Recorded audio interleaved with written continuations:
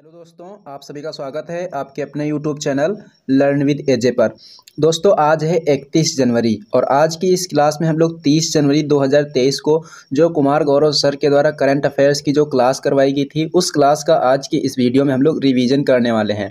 दोस्तों जैसा कि आप लोग जानते ही हैं, ये जो अपनी क्लास रहती है रिवीजन क्लास रहती है और प्रतिदिन सुबह 6 बजे करवाई जाती है।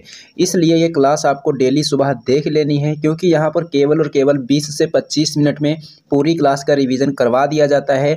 और यहाँ पर ना कि केवल आपको करंट अफेयर्स के क्वेश्चन, बल्कि उनके साथ साथ में जो लल्लन टॉप क्वेश्चंस करवाए जाते हैं उन सभी का यहाँ पर रिवीजन करवाया जाता है। इसलिए जो क्लास है आपके लिए बहुत ही महत्वपूर्ण रहने वाली है और यहाँ से आपके बहुत ही टाइम की बचत होने वाली है, क्योंकि यहाँ पर आपको पूरा का पूरा जो कंटेंट है वो उपलब्ध करवाया जाता है और सभी के सभी क्वेश्चंस इसमें उपलब्ध करवाए जाते हैं। तो सबसे पहले मैं आपको दिखा देता हूँ, यहाँ पर करंट अफेयर्स के क्वेश्चन लिखे हुए हैं और उसके बाद में लल्लन टॉप क्वेश्चंस लिखे हुए हैं। तो सबसे पहले मैं आपको करंट अफेयर्स के क्वेश्चन का रिवीजन करवाऊंगा और उसके बाद में लल्लन टॉप क्वेश्चंस का रिवीजन करवाऊंगा। और दोस्तों मैं आपको बताना चाहता हूं कि आपको इस क्लास की पीडीएफ भी प्रोवाइड करवाई जाती है। पीडीएफ के लिए आपको हमारे टेलीग्राम चैनल को ज्वाइन करना पड़ेगा। टेलीग्राम चैनल को ज्वाइन करने के लिए आपको क्या करना है, टेलीग्राम ऐप पर जाना है और वहाँ पर आपको सर्च करना है @टाइम सेविंग क्लास। और जैसे ही आप इतना लिखकर सर्च करेंगे तो आपके सामने एक चैनल ओपन हो जाएगा लर्न विद एजे के नाम से। उस चैनल को आपको ज्वाइन कर लेना है और वहाँ से आप इन डेली करंट अफेयर्स की जो क्लास पीडीएफ होती है वो आप वहाँ से प्राप्त कर सकते हैं। तो चलिए दोस्तों अब शुरू करते हैं बिना देरी करे आज के अपने इस सेशन को और देख लेते हैं आज का अपना पहला प्रश्न। तो दोस्तों यहाँ पर अपना सबसे पहला प्रश्न दिया गया है कि इंटरपोल का जो तीसरा यंग ग्लोबल पुलिस लीडर्स कार्यक्रम हुआ है, इसका आयोजन कहाँ पर किया गया है। इंटरपोल का तीसरा यंग ग्लोबल पुलिस लीडर्स कार्यक्रम कहाँ पर आयोजित किया गया है, तो ये जो है नई दिल्ली में आयोजित किया गया है। अब दूसरा प्रश्न यहाँ से ये पूछा जा सकता है कि इसका आयोजन किसके द्वारा किया गया है, तब आपको बता देना है कि इसका आयोजन सीबीआई के द्वारा किया गया है। तो आपको 2 पॉइंट यहाँ से याद रखने हैं। आयोजन कहाँ किया गया, नई दिल्ली में। आयोजन किसके द्वारा किया गया, सीबीआई के द्वारा किया गया। ये क्या है, ये जो है इसका तीसरा यंग ग्लोबल पुलिस लीडर्स कार्यक्रम है। और अगर पूछा जाए कि इसका जो दूसरा यंग ग्लोबल पुलिस लीडर्स कार्यक्रम हुआ था वो कहाँ हुआ था और कब हुआ था, तब आपको बता देना है कि ये दूसरा जो इसका यंग ग्लोबल पुलिस लीडर्स कार्यक्रम है ये वर्ष 2022 को यूएई में हुआ था। कहाँ हुआ था, 2022 को यूएई में हुआ था। उसके बाद में हम बात करेंगे इंटरपोल की। तो इंटरपोल के बारे में हमको 4 प्रश्न याद रखने हैं। पहला प्रश्न आपको ये याद रखना है कि जो इंटरपोल का मतलब है क्या है, इंटरनेशनल पुलिस है। क्या है, इंटरनेशनल पुलिस है। उसके बाद में दूसरा प्रश्न ये याद रखना है कि जो इंटरपोल की 90वीं जो महासभा हुई है ये कहाँ हुई, ये नई दिल्ली में हुई। दूसरा प्रश्न ये हो गया। तीसरा प्रश्न यहाँ से आपको ये याद रखना है कि जो इंटरपोल का मुख्यालय है कहाँ है, फ्रांस के लियोन शहर में है। कहाँ है, फ्रांस के लियोन शहर में। चौथा पॉइंट ये याद रखना है कि जो इंटरपोल की स्थापना है कब हुई थी, 1923 में हुई थी। तो इंटरपोल से रिलेटेड ये 4 पॉइंट आपको यहाँ से याद रखने हैं। उसके बाद में नेक्स्ट क्वेश्चन की बात करेंगे। तो नेक्स्ट क्वेश्चन दिया गया है T+1 settlement system. T+1 settlement system क्या है, ये जो है एक भुगतान की आधुनिक तकनीक है। और T+1 का मतलब क्या है, T+1 का मतलब है कि अगर कोई भी स्टॉक या शेयर बेचा गया है तो उसका जो भुगतान है वह 1 दिन के अंदर ही करना होगा। इससे पहले 2 दिन तक का टाइम मिलता था कि 2 दिन तक का आप इसका जो भुगतान है वो कर सकते हैं, लेकिन अब जो है इसका भुगतान 1 दिन के ही अंदर करना होगा। तो आपको याद रखना है कि जो T+1 सेटलमेंट सिस्टम है क्या है, ये एक भुगतान की आधुनिक तकनीक है। क्या है, भुगतान की आधुनिक तकनीक है। और इसको लागू करने वाला विश्व का पहला देश कौन सा बन गया है, इसको लागू करने वाला विश्व का पहला देश बन गया है भारत। ये फैक्ट भी आपको याद रखना है। इसे लागू कौन से क्षेत्र में किया गया है, अब स्टॉक और शेयर क्या है, ये शेयर बाजार से रिलेटेड है, यानी कि इसको शेयर बाजार में लागू किया गया। कहाँ पर, शेयर बाजार में इसको लागू किया गया है। अब बात आई है शेयर बाजार की। तो शेयर बाजार को भारत में कौन कंट्रोल करता है, तब आपको बता देना है कि जो शेयर बाजार है इसको भारत में सेबी के द्वारा कंट्रोल किया जाता है। सेबी का मतलब क्या है? Security exchange board of India. क्या मतलब है इसका? Security exchange board of India इसका फुल फॉर्म हो जाएगा। और सेबी की पहली महिला हेड कौन बनी है? सेबी की पहली महिला हेड बनी है माधवीपुरी बुच। कौन बनी है? माधवीपुरी बुच। सेबी का काम क्या है? अभी हमने आपको बताया है कि इसका काम है भारत में शेयर मार्केट को कंट्रोल करना। भारत में दो शेयर मार्केट हैं, एक तो हो जाएगा बॉम्बे स्टॉक एक्सचेंज। क्या हो जाएगा? Bombay stock exchange. और ये जो है एशिया का सबसे पुराना स्टॉक एक्सचेंज है। इसकी स्थापना कब हुई थी? इसकी स्थापना हुई थी 1875 में। और बीएसई यानी कि बॉम्बे स्टॉक एक्सचेंज, स्थापना 1875। और इसका मुख्यालय कहाँ है? इसका मुख्यालय हो जाएगा आपका मुंबई में। इसका मुख्यालय कहाँ है? बॉम्बे स्टॉक एक्सचेंज का मुख्यालय हो जाएगा मुंबई में। स्थापना 1875 में हुई थी। और इसके द्वारा एक सूचकांक जारी किया जाता है। इसके सूचकांक का नाम क्या है? इसके सूचकांक का नाम हो जाएगा सेंसेक्स। क्या हो जाएगा? बॉम्बे स्टॉक एक्सचेंज के द्वारा कौन सा सूचकांक जारी किया जाता है? सेंसेक्स सूचकांक जारी किया जाता है। इसी प्रकार से एक होता है एनएसई। क्या होता है? एनएसई, इसका मतलब क्या होता है? National stock exchange. इसका सूचकांक पूछा जाए तब आपको क्या बताना है कि इसका जो सूचकांक है उसका नाम क्या है? उसका नाम हो जाएगा निफ्टी। निफ्टी जो है किसका सूचकांक है? ये नेशनल स्टॉक एक्सचेंज का सूचकांक है। उसके बाद में हम बात करेंगे नेक्स्ट क्वेश्चन की। तो नेक्स्ट क्वेश्चन दिया गया है डेटा गोपनीयता दिवस 2023। आपको याद रखना है कि जो डेटा गोपनीयता दिवस है इसको कब मनाते हैं? इसको 28 जनवरी को मनाया जाता है। इस बार इसकी थीम क्या रखी गई है? थीम रखी गई है निजता के बारे में पहले सोचें। तो ये 2 पॉइंट यहाँ से आपको ज़रूर याद रखने हैं कि जो डेटा गोपनीयता दिवस है कब मनाते हैं? 28 जनवरी को मनाते हैं। और इसकी थीम क्या रखी गई है? निजता के बारे में पहले सोचें, ये इसकी थीम रखी गई है। उसके बाद में नेक्स्ट पॉइंट की बात करेंगे। तो नेक्स्ट पॉइंट है कि निजता का अधिकार मौलिक अधिकार बनाया गया। ये कौन से केस में हुआ था? ये हुआ था पुट्टा स्वामी केस में, जो कि 2017 का है। और इसको निजता का अधिकार मौलिक अधिकार है, इसको कौन से अनुच्छेद में शामिल किया गया? अनुच्छेद नंबर 21 में। उसके बाद में नेक्स्ट पॉइंट दिया गया है यहाँ पर डेटा प्राइवेसी विधेयक जो है इसको कौन सी समिति की सिफारिश पर लाया गया था? डेटा प्राइवेसी जो विधेयक है इसको BN श्री कृष्णन समिति की सिफारिश पर लाया गया था। कब लाया गया था इसको? 2019 में। कब? BN श्री कृष्णन समिति की सिफारिश पर इसको 2019 में लाया गया था। उसके बाद में हम बात करेंगे नेक्स्ट क्वेश्चन की। तो नेक्स्ट क्वेश्चन यहाँ पर दिया गया है चंद्रशेखर आज़ाद इको पार्क और कोयला संग्रहालय। चंद्रशेखर आज़ाद इको पार्क और कोयला संग्रहालय कहाँ स्थापित किया गया है? इसको उड़ीसा में स्थापित किया गया। एक पॉइंट ये हो गया। दूसरा पॉइंट, ये किसके द्वारा स्थापित किया गया है? महानदी कोल फील्ड्स के द्वारा इसको स्थापित किया गया है। तीसरा पॉइंट कि इसका उद्देश्य क्या है? इसका उद्देश्य है पर्यावरण प्रदूषण को कम करना और सतत एंड टिकाऊ कोयला उत्पादन को बढ़ावा देना। ये 3 फैक्ट यहाँ से आपको याद रखने हैं। उसके बाद में एक पॉइंट याद रखना है कि जो कोयला और खान मंत्री हैं वर्तमान समय में कौन है? ये हो जाएंगे प्रहलाद जोशी। कौन हो जाएंगे? प्रहलाद जोशी। बात आई है उड़ीसा की। तो उड़ीसा के बारे में हमको याद रखना है कि उड़ीसा में एक बांध है जिसका नाम है हीराकुंड बांध। हीराकुंड बांध कहाँ है? हीराकुंड बांध जो है उड़ीसा में है। कौन सी नदी पर? महानदी पर। अगर उड़ीसा में पूछ दे कौन से ज़िले में है तब आपको बता देना है कि ये उड़ीसा के संबलपुर ज़िले में है। उड़ीसा में ही हॉकी वर्ल्ड कप 2023 का भी आयोजन किया गया। हॉकी वर्ल्ड कप 2023 का आयोजन कहाँ किया गया?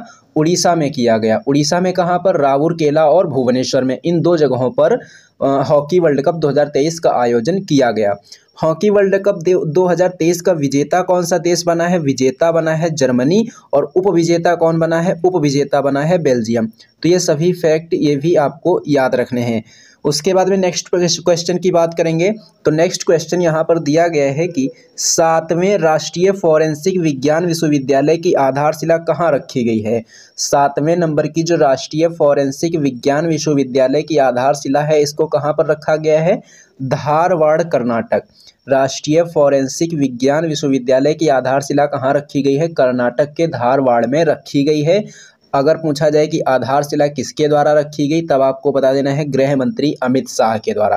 अमित शाह जो हैं ये भारत के पहले सहकारिता मंत्री भी हैं, ये भी आपको याद रखना है। उसके बाद में अगर हम इम्पोर्टेंट पॉइंट की बात करेंगे तो कुछ पॉइंट यहाँ पर लिखे हुए हैं, जिनमें से पहला पॉइंट दिया गया है कि प्रवासी भारतीय सम्मेलन 2023 का आयोजन कहाँ हुआ। तो इसका आयोजन हुआ मध्य प्रदेश के इंदौर में। जीएसटी संग्रहालय को कहाँ स्थापित किया गया है। गोवा की राजधानी पणजी में इसको स्थापित किया गया है। मोपा इंटरनेशनल एयरपोर्ट का नया नाम क्या है। इसका नया नाम है मनोहर पर्रिकर एयरपोर्ट, जो कि गोवा में स्थित है। ये कुछ इंपॉर्टेंट पॉइंट थे, ये भी आपको यहाँ से याद रखने हैं। उसके बाद में हम बात करेंगे नेक्स्ट क्वेश्चन की। तो नेक्स्ट क्वेश्चन यहाँ पर दिया गया है, उद्यान उत्सव 2023 का प्रारंभ कब किया गया, कहाँ किया गया और किसके द्वारा किया गया। ये 3 पॉइंट आपको यहाँ से याद रखने हैं। कौन कौन से पॉइंट। उद्यान उत्सव जो 2023 है, इसका प्रारंभ या शुभारंभ कब किया गया, कहाँ किया गया और किसके द्वारा किया गया। तो आ जाएगा कि 29 जनवरी 2023 का इसका प्रारंभ हुआ है, शुभारंभ हुआ है। और कहाँ हुआ है, नई दिल्ली में। शुभारंभ किसने किया है, राष्ट्रपति द्रौपदी मुर्मू जी ने इसका शुभारंभ किया है। उसके बाद में एक पॉइंट और यहाँ से याद रखना है कि जो मुगल गार्डन है, इसका नया नाम क्या कर दिया गया है। इसका नया नाम कर दिया गया है अमृत उद्यान। क्या कर दिया गया है, मुगल गार्डन का नया नाम कर दिया गया है अमृत उद्यान। उसके बाद में कुछ इंपॉर्टेंट पॉइंट लिखे हुए हैं बदले गए नाम से रिलेटेड। तो सबसे पहला पॉइंट यहाँ पर है कि राजपथ का नया नाम क्या है। दूसरा पॉइंट है कि औरंगाबाद का नया नाम क्या है। तीसरा पॉइंट है माउंट हैरियट नेशनल पार्क का नया नाम क्या है। ये 3 पॉइंट आपको यहाँ से याद रखने हैं। राजपथ का नया नाम हो जाएगा कर्तव्य पथ, औरंगाबाद का नया नाम हो जाएगा संभाजी नगर और माउंट हैरियट नेशनल पार्क का नया नाम हो जाएगा माउंट मणिपुर। और ये कहाँ है, अंडमान निकोबार में है। मणिपुर को देखकर आपको मणिपुर राज्य नहीं बताना है, आपको याद रखना है कि जो माउंट मणिपुर नेशनल पार्क है ये कहाँ है, अंडमान निकोबार में है। डोनी पोलो एयरपोर्ट कहाँ है, ये अरुणाचल प्रदेश में है। चेरी ब्लॉसम फेस्टिवल कहाँ आयोजित होता है, ये शिलोंग में आयोजित होता है। उसके बाद में हम बात करेंगे नेक्स्ट क्वेश्चन की। तो नेक्स्ट क्वेश्चन दिया गया है, सी फीड्स दी वर्ल्ड कार्यक्रम जो है इसको किसने शुरू किया है। सी फीड्स दी वर्ल्ड कार्यक्रम जो है ये पेप्सिको फाउंडेशन और केयर फाउंडेशन के द्वारा शुरू किया गया। उसके बाद में नेक्स्ट क्वेश्चन की बात करेंगे। तो नेक्स्ट क्वेश्चन यहाँ पर दिया गया है कि NMDC ने अपना ब्रांड एम्बेसडर किसे नियुक्त किया है। NMDC ने अपना ब्रांड एम्बेसडर किसे नियुक्त किया है। तो ये नियुक्त किया गया है निखत जरीन को। और ये निखत जरीन जो है कहाँ की रहने वाली हैं, तेलंगाना की रहने वाली हैं। और निखत जरीन का संबंध कौन से खेल से है, तो इनका संबंध हो जाएगा बॉक्सिंग से। किससे, बॉक्सिंग से। बात आई है NMDC की, तो NMDC के बारे में 2 पॉइंट याद रखने हैं। ये जो NMDC है इसकी फुल फॉर्म याद रखनी है, नेशनल मिनरल डेवलपमेंट कॉरपोरेशन इसकी फुल फॉर्म होती है। और जो है ये जो है कहाँ पर स्थित है, तो आपको बता देना है कि ये हैदराबाद में स्थित है। कहाँ स्थित है, हैदराबाद में। उसके बाद में कुछ ब्रांड एम्बेसडर लिखे हुए हैं, जैसे कि यहाँ पर लिखा है कि ICICI का जो 360 डिग्री वित्तीय सुरक्षा अभियान है, इसका ब्रांड एम्बेसडर किसे बनाया गया है, सूर्य कुमार यादव को। किसे, सूर्य कुमार यादव को। उसके बाद में नेक्स्ट पॉइंट की बात करेंगे। तो नेक्स्ट क्वेश्चन यहाँ पर दिया गया है, ऑस्ट्रेलियन ओपन 2023 से रिलेटेड। ऑस्ट्रेलियन ओपन 2023 के बारे में आपको क्या याद रखना है कि जो इसका पुरुष एकल वर्ग का खिताब है किसने जीता है, ये जीता है नोवाक जोकोविच ने। नोवाक जोकोविच कौन से देश के खिलाड़ी हैं, ये सर्बिया के खिलाड़ी हैं। और इन्होंने ये जो खिताब है ऑस्ट्रेलियन ओपन का 10वीं बार जीता है। ऑस्ट्रेलियन ओपन का खिताब इन्होंने कौन सी बार जीता है, 10वीं बार जीता है। किसको हराकर जीता है, तो सितसिपास को हराकर जीता है। ये कहाँ के हैं, ये ग्रीस के हैं। अगर बात करेंगे नोवाक जोकोविच की, तो इन्होंने क्या किया है, नोवाक जोकोविच जो हैं इन्होंने अपना 22वां ग्रैंड स्लैम जीता है। ये जो इनका ग्रैंड स्लैम है कौन से नंबर का है, 22वें नंबर का है। यानी कि ये अभी तक कुल 22 ग्रैंड स्लैम जीत चुके हैं। और इस प्रकार इन्होंने किसकी बराबरी कर ली है, राफेल नडाल की बराबरी कर ली है। यानी कि राफेल नडाल ने भी कितने ग्रैंड स्लैम जीते हैं, 22 ग्रैंड स्लैम जीते हैं। और नोवाक जोकोविच ने भी कितने जीत लिए हैं, 22 ग्रैंड स्लैम जीत लिए हैं। अगर हम बात करेंगे ऑस्ट्रेलियन ओपन 2023 में महिला एकल वर्ग का खिताब किसने जीता है, तो ये आर्यन सवालेंका ने जीता है। ये कहाँ की हैं, बेलारूस की हैं। और इन्होंने किसको हराया है, इन्होंने रेबेकिना को हराया है। रेबेकिना कहाँ की रहने वाली हैं, ये कजाकिस्तान की रहने वाली हैं। उसके बाद में हम बात करेंगे नेक्स्ट क्वेश्चन की। तो नेक्स्ट क्वेश्चन यहाँ पर दिया गया है कि अंडर 19 महिला T20 विश्व कप 2023 का आयोजन कहाँ हुआ? दक्षिण अफ्रीका में। और इसका जो फाइनल मैच है ये किसके किसके बीच हुआ है? भारत और इंग्लैंड के बीच। भारतीय टीम की कप्तान कौन थी? शेफाली वर्मा। और इंग्लैंड की टीम की कप्तान कौन थी? ग्रेस सिक्वेस। कौन? ग्रेस सिक्वेस। और इसकी जो विजेता टीम रही है कौन सी रही है? ये रही है भारत की टीम। यानी कि जो अंडर 19 महिला T20 विश्व कप 2023 हुआ जिसका आयोजन दक्षिण अफ्रीका में हुआ, इसकी विजेता टीम कौन सी रही है? ये रही है भारतीय टीम। और इस अंडर 19 महिला T20 विश्व कप के अंदर टूर्नामेंट का बेस्ट प्लेयर किसे चुना गया है? तो ये चुना गया है ग्रेस सिक्वेस को। और ये कौन है? इंग्लैंड। ये कौन है? ये जो है इंग्लैंड की टीम की कप्तान है। कौन है? इंग्लैंड की टीम की कप्तान। और अंडर 19 महिला T20 विश्व कप 2023 में best player of the match किसे चुना गया है? ये चुना गया है सितासा संधू को। ये कहाँ की हैं? ये इंडिया की टीम की हैं। कहाँ की टीम की हैं? ये इंडिया की टीम से हैं। तो दोस्तों करंट अफेयर्स के क्वेश्चंस का रिवीजन हमने कर लिया है। अब हम लोग करेंगे लल्लन टॉप क्वेश्चंस का रिवीजन। तो दोस्तों लल्लन टॉप प्रश्नों में अपना सबसे पहला प्रश्न यहाँ पर दिया गया है कि कोशिका सिद्धांत जो है इसका प्रतिपादन किसके द्वारा किया गया? तब आपको बताना है स्लाइडेन एवं स्वान। किसके द्वारा? स्लाइडेन एवं स्वान। अगर बात करेंगे कोशिका की, तो कोशिका की खोज किसने की थी? कोशिका की खोज जो है ये 1665 में किसके द्वारा की गई थी? कोशिका की खोज सन 1665 ईस्वी में रॉबर्ट हुक के द्वारा की गई थी। किसके द्वारा? रॉबर्ट हुक के द्वारा। देखो अगर नॉर्मली क्वेश्चन आपसे पूछा जाए कि कोशिका की खोज किसने की थी, तो कोशिका की खोज की थी रॉबर्ट हुक ने। लेकिन वहीं पर अगर आपसे ये पूछ दिया जाए कि सबसे पहले जीवित कोशिका की खोज किसके द्वारा की गई थी?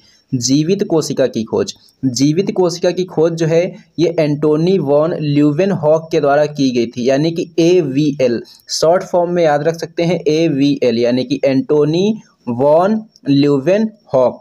जीवित कोशिका की खोज किसने की थी? जीवित कोशिका की खोज एंटोनी वॉन ल्यूवेनहॉक के द्वारा की गई थी। तो आपको ये थोड़ा सा याद रखना है कि कोशिका की खोज पूछेगा तो रॉबर्ट हुक बताएंगे, लेकिन जीवित कोशिका की खोज पूछेगा तो एंटोनी वॉन ल्यूवेनहॉक बताएंगे। और साथ साथ में आपको ये भी याद रखना है कि अगर आपसे पूछ दे कि मृत कोशिका की खोज किसने की थी, तो मृत कोशिका की खोज का भी आंसर क्या हो जाएगा? रॉबर्ट हुक हो जाएगा। उसके बाद में हम बात करेंगे नेक्स्ट पॉइंट की। तो नेक्स्ट पॉइंट यहाँ पर दिया गया है कि सबसे बड़ी अंतःस्रावी ग्रंथि, मानव शरीर की सबसे बड़ी अंतःस्रावी ग्रंथि कौन सी है? ये हो जाएगी थायराइड ग्रंथि। कौन सी ग्रंथि? थायराइड ग्रंथि। और मानव शरीर की सबसे बड़ी ग्रंथि पूछा जाए तब आपको बताना है लीवर। सबसे बड़ी अंतःस्रावी पूछेगा तो थायराइड, और सबसे बड़ी ग्रंथि पूछेगा तो लीवर। और लीवर को क्या कहा जाता है? लीवर को मानव शरीर की रासायनिक प्रयोगशाला के नाम से भी जाना जाता है। उसके बाद में हम बात करेंगे नेक्स्ट क्वेश्चन की। तो नेक्स्ट पॉइंट यहाँ पर दिया गया है कि पृथ्वी पर किसी वस्तु का पलायन वेग का मान कितना होता है? पृथ्वी पर किसी वस्तु के जो पलायन वेग का मान है कितना होता है? 11.2 किलोमीटर प्रति सेकेंड होता है। कितना होता है? 11.2 किलोमीटर प्रति second. Bird man of India किसे कहते हैं? सलीम अली को कहते हैं। चौरी चौरा घटना जो है ये कब हुई थी? ये जो है फरवरी 1922 को हुई थी। अगर पूछ दिया जाए कि ये घटना कहाँ हुई थी, तब आपको बताना है कि ये घटना गोरखपुर में हुई थी। कहाँ हुई थी? गोरखपुर में हुई थी। और इसी घटना के बाद में क्या किया गया था? इसी घटना के बाद में असहयोग आंदोलन को स्थगित कर दिया गया था। ये प्रश्न भी पूछा जाता है कि असहयोग आंदोलन को कौन सी घटना के बाद में स्थगित किया गया था? तब आपको बताना होगा कि चौरी चौरा घटना के बाद में असहयोग आंदोलन को स्थगित कर दिया गया था। नेक्स्ट पॉइंट है कि एशिया का सबसे पुराना स्टॉक एक्सचेंज कौन सा है? तो ये हो जाएगा BSE, यानी कि Bombay stock exchange. Bombay stock exchange की स्थापना कब हुई थी? 1875 में हुई थी। मुख्यालय इसका कहाँ है? मुख्यालय इसका है मुंबई में। बॉम्बे स्टॉक एक्सचेंज का मुख्यालय कहाँ है? मुंबई में है। उसके बाद में नेक्स्ट पॉइंट की बात करेंगे तो निफ्टी किसका सूचकांक है? निफ्टी जो है ये नेशनल स्टॉक एक्सचेंज का सूचकांक है। नेक्स्ट पॉइंट की बात करेंगे तो नेक्स्ट पॉइंट दिया गया है राष्ट्रीय मतदाता दिवस कब मनाते हैं? ये मनाते हैं 25 जनवरी को। 25 जनवरी को क्यों मनाते हैं? क्योंकि भारतीय निर्वाचन आयोग या फिर जो निर्वाचन आयोग है इसकी स्थापना कब हुई थी? इसकी स्थापना जो है 25 जनवरी 1950 को हुई थी। किसकी स्थापना? भारतीय निर्वाचन आयोग की स्थापना। भारतीय निर्वाचन आयोग की जो स्थापना है 25 जनवरी 1950 को हुई थी, इसीलिए 25 जनवरी को कौन सा डे मनाते हैं? ये राष्ट्रीय मतदाता दिवस मनाते हैं।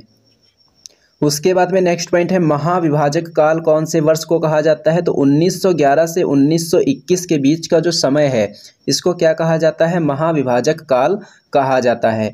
उसके बाद में नेक्स्ट पॉइंट है कृषि। कृषि जो है कौन सी सूची का विषय है? ये राज्य सूची का विषय है। और पुलिस कौन सी सूची का विषय है? ये भी राज्य सूची का विषय है। उसके बाद में नेक्स्ट पॉइंट है कि डाउन सिंड्रोम किसके कारण होता है? तो ये जो है 21वें गुणसूत्र की ट्रायोसोमी के कारण होता है। कार्यपालिका की जो शक्ति होती है किसमें निहित होती है? ये राष्ट्रपति में निहित होती है। और ऐसी बात कौन सी आर्टिकल में लिखी गई है? आर्टिकल नंबर 53 में ऐसी बात लिखी गई है। नेक्स्ट पॉइंट है, अंतर्राष्ट्रीय जैव विविधता दिवस कब मनाते हैं? ये मनाते हैं 22 मई को। बर्फ से बने घर को क्या कहा जाता है? इनको कहा जाता है इग्लू। और इन घरों में कौन सी जनजाति निवास करती है? एस्किमो जनजाति निवास करती है। और एस्किमो जनजाति कहाँ पाई जाती है? टुंड्रा प्रदेशों में पाई जाती है। नेक्स्ट पॉइंट है कि लार में कौन सा एंजाइम पाया जाता है? तो लार में 2 एंजाइम याद रखने हैं। एक तो याद रखना है टायलिन एंजाइम और एक याद रखना है लाइसोजाइम एंजाइम। ये एंजाइम कहाँ पाए जाते हैं? लार में पाए जाते हैं। उसके बाद में नेक्स्ट पॉइंट की बात करेंगे तो वन्य जीव संरक्षण अधिनियम। वन्य जीव संरक्षण अधिनियम कौन से वर्ष का है? ये 1972 का है। कब का है? 1972 का। रेड डाटा बुक कौन जारी करता है? ये जारी करता है IUCN। के बाद में हम बात करेंगे नेक्स्ट पॉइंट की, तो राष्ट्रीय डॉल्फिन दिवस कब सेलिब्रेट करते हैं? 5 अक्टूबर को। नेक्स्ट पॉइंट की बात करेंगे तो नेक्स्ट पॉइंट दिया गया है, GST काउंसिल की अध्यक्षता कौन करता है? GST काउंसिल की अध्यक्षता करते हैं वित्त मंत्री। और वर्तमान समय में वित्त मंत्री कौन है? निर्मला सीतारमण है। 12वीं पंचवर्षीय योजना का उद्देश्य क्या है? सतत प्लस तीव्र समावेशी विकास इसका लक्ष्य है। बॉम्बे स्टॉक एक्सचेंज का मुख्यालय कहाँ है? मुंबई में है। नीति आयोग के पहले उपाध्यक्ष कौन थे? अरविंद पनघड़िया थे। और नीति आयोग के वर्तमान उपाध्यक्ष कौन है? नीति आयोग के वर्तमान उपाध्यक्ष हो जाएंगे सुमन के बेरी। कौन हो जाएंगे? सुमन के बेरी। नेक्स्ट पॉइंट दिया गया है, 14 बैंकों का एक साथ राष्ट्रीयकरण कब हुआ था? 1969 में। और 6 बैंकों का एक साथ राष्ट्रीयकरण कब हुआ था? 1980 में। नेक्स्ट पॉइंट है, गरीबी का दुष्चक्र किसके द्वारा दिया गया था? ये नरकसे के द्वारा दिया गया था। नेक्स्ट पॉइंट की बात करेंगे तो नेक्स्ट पॉइंट है, poverty and un British rule in India जो पुस्तक है किसकी है? ये दादा भाई नौरोजी की है। चेलैया समिति का संबंध किससे है? कर सुधार से है। सरकारिया आयोग का संबंध किससे है? केंद्र और राज्य के बीच जो संबंध होते हैं उससे सरकारिया आयोग का संबंध है। वार्षिक वित्तीय विवरण का उल्लेख संविधान के कौन से अनुच्छेद में है? अनुच्छेद नंबर 112 में है। भिलाई इस्पात संयंत्र कहाँ है? छत्तीसगढ़ में। राउरकेला इस्पात संयंत्र कहाँ है? उड़ीसा में। और दुर्गापुरा इस्पात संयंत्र कहाँ है? पश्चिम बंगाल में। और ये जो तीनों स्टील प्लांट हैं कहाँ कब स्थापित किए गए थे?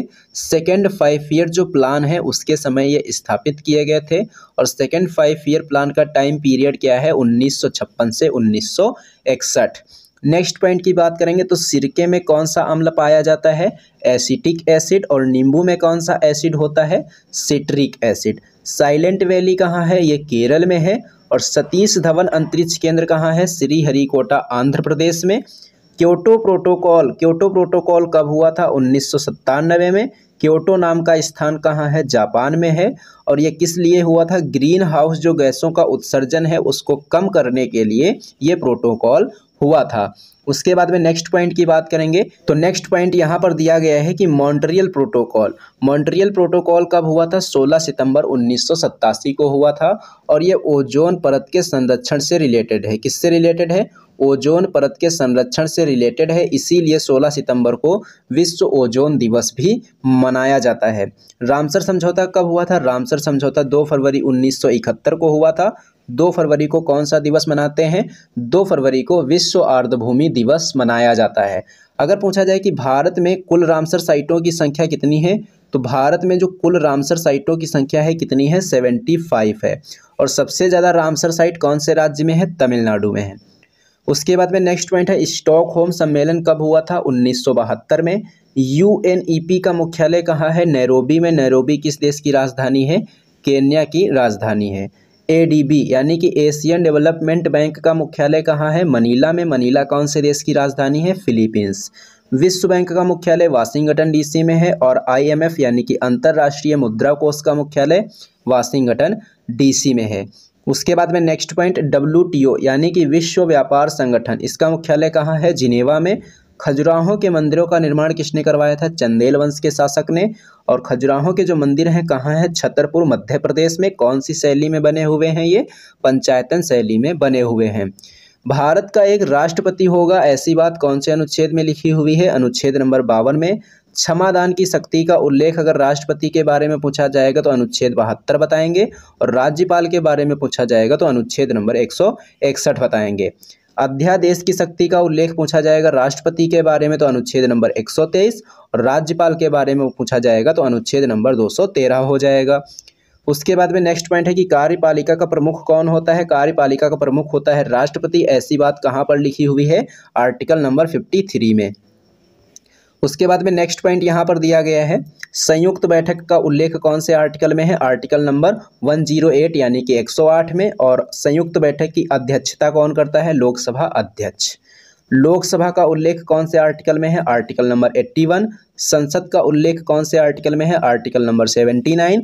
और राज्यसभा का उल्लेख कौन से आर्टिकल में है? आर्टिकल नंबर 80 में है।